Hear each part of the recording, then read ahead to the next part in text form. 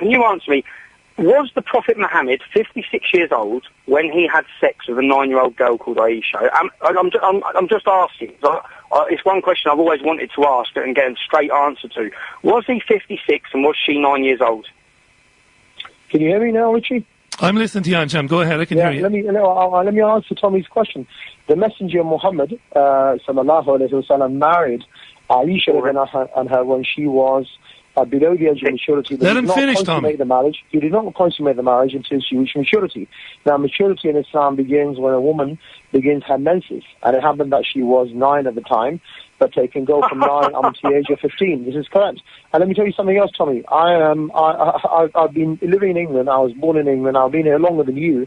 So, when you talk about Britishness and a right to be here, you see, we've been here for a long time, Tommy. It's not like, we were born like in the North Pole or somewhere like that.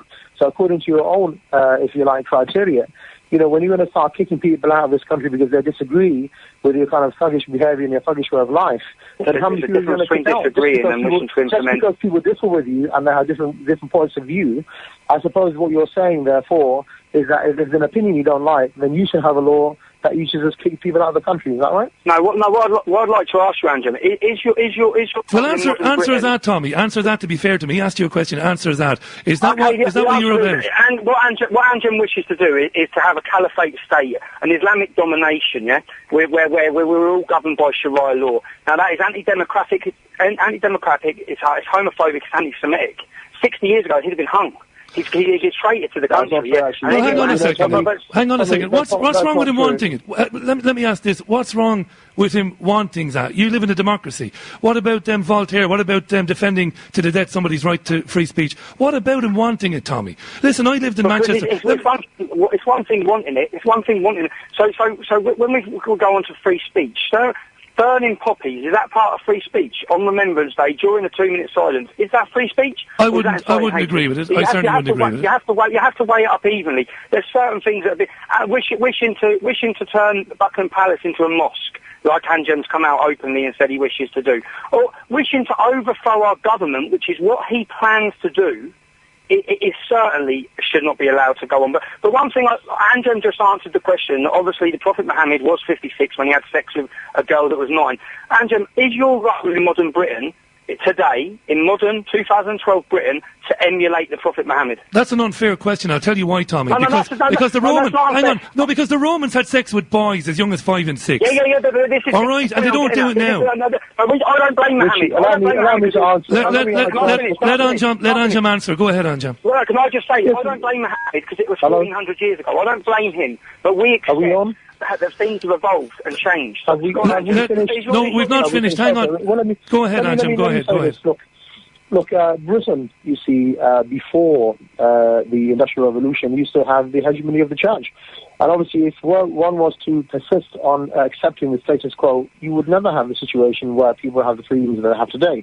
So if we're going to say that anyone who wants to change the government and wants a revolution should be kicked out and there should be no way that we should ever change, obviously we wouldn't have the changes that, some of the people find beneficial. The point is, yes, we call for change, we call for divine law, but, we believe that it's beneficial for Britain. If you're going to now just kick everyone out who you disagree with, you're never going to get change. Now, as far as the Prophet is going, yes, he is the example for us. Let him finish, Tommy, and then you can come back. In every aspect, he is the example for us to follow in every aspect of life.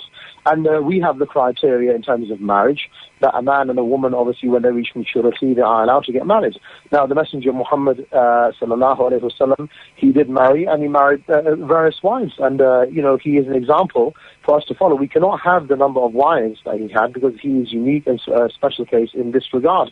But there are many guidelines. I think you've got to take the whole package, Tommy. What we're calling for would be very beneficial for Britain. I think you should sit down. Bear with me.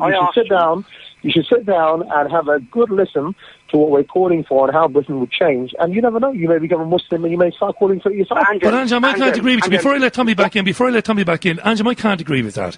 I cannot agree with that. As an atheist, as somebody who has seen no evidence whatsoever for the existence of a God, I don't want to live in a society where people write rules, regulations, policy based on a belief in a God that I've seen no evidence of. And I would say that, not to insult Islam, but I would say that to Christians, to Jews. I work with the owner of this radio station, is a practicing Jewish man. I say the same thing to him. I do not want that. And you, and I like you, I like having, I like Tommy, I like everybody. I like hearing everybody's point of view. But you would force that on me. You would force it on me, Anjan. You would force me to live with that. There's a difference between Islam and every other religion in that Islam is not a spiritual belief. Christianity, Judaism, Sikhism, Hinduism, etc., they are spiritual beliefs, meaning that you can practice them within your temple, within your church, and, you're fine. Give unto Caesar what is Caesar's, give unto God what is God's.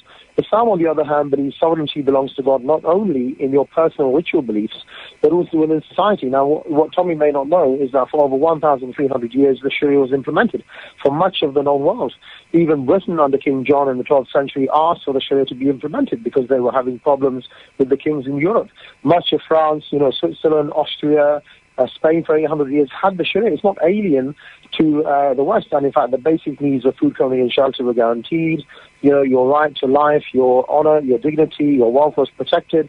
It was a system which eradicated poverty. If we're going to start judging Islam on the basis of people, as I say, who have knowledge of Islam, which is limited to probably one trip to the library, this is just not fair. Let Tommy back in. Go ahead, Tommy. Okay. Andrew Moss, you still didn't answer the question. I asked you, is your goal in modern Britain to emulate the Prophet Muhammad? Of course it is. Okay, so your goal is to emulate the Prophet Muhammad, who had sex with a 9-year-old kid. I have a big problem now because there's Muslim paedophile gangs from one end of this country to the other that are raping and abusing our daughters and our kids, age 11, 12, 13 years old.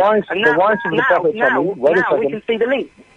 Now we can see the link. The point is here that the wives of the Prophet were mature when they were married. That's specious reasoning, Tommy.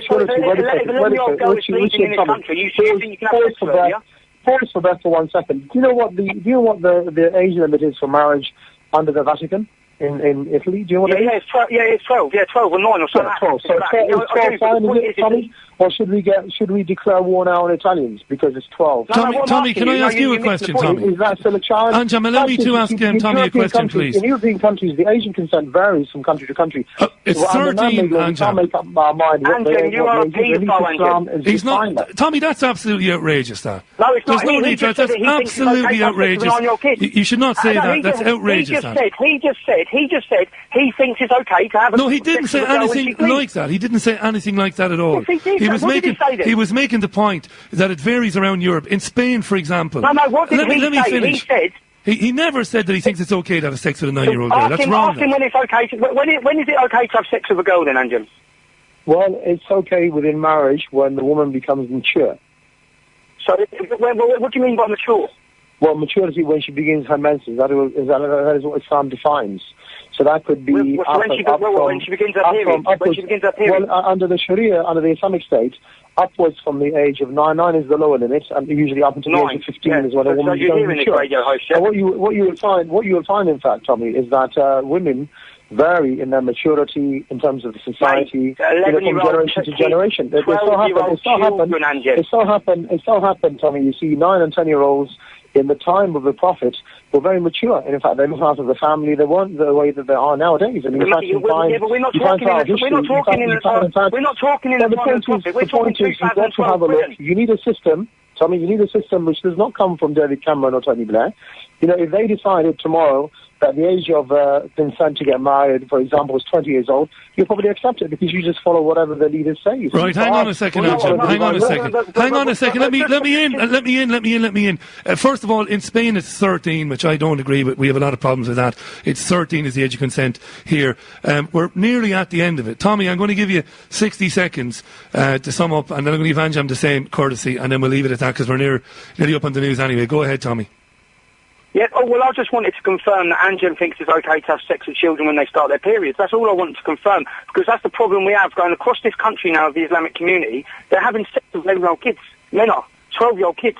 And that's the point I want to confirm. And that is the Islamic link, which Anjan just confirmed, because we're told that it's not got nothing to do with Islam. It has. It's got to do with an ideology in their head where they think that is acceptable. Sharia law will never be implemented in Britain. All that will ever meet the implementation of Sharia law is a fierce resistance, which is what you're seeing now.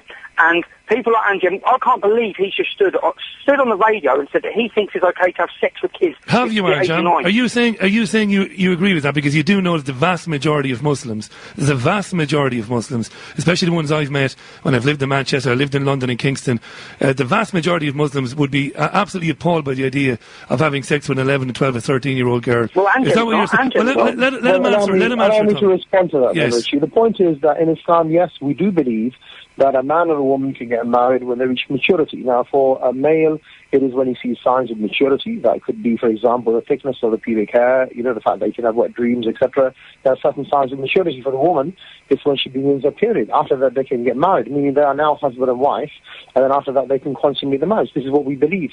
Now, that would be the case under the Sharia, and they would have respective rights and responsibilities. But what I would say to you is that when you talk about pedophilia in its real sense, when people are not mature, did you know, for example, that 50% of all pedophilia images, for example, are downloaded in America and in Europe?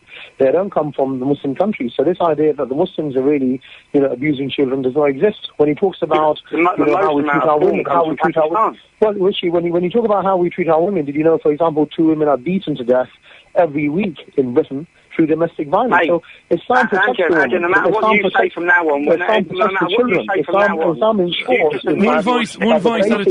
voice at a time. That the basic needs are met for all citizens within society, and it would be a just system. I think that we need to have a look at the real ills in society, which is the fruits of Western civilization and man-made law, and look to Islam as a solution instead of picking. Where is this perfect Islamic country? Where is this perfect Islamic country that we should be looking to? Well, the last time we had the Sharia law implemented in full was before the 3rd of March 1924. Today we have 55 nations, all of them with brutal regimes, many of them worse than Britain.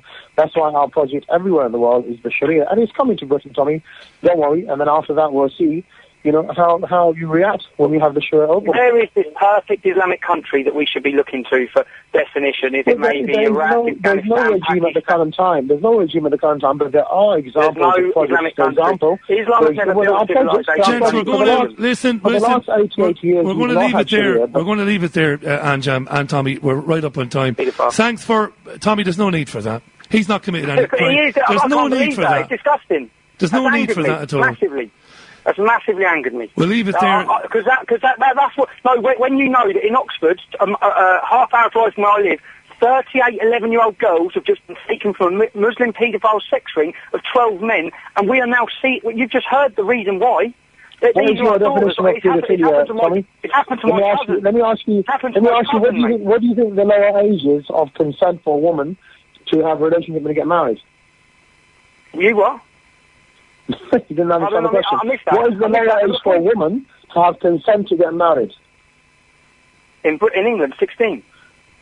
Why do you accept 16? Why not 15? Why not 17? What? Yeah, but that's a very... You don't have an answer to Tommy. The fact is...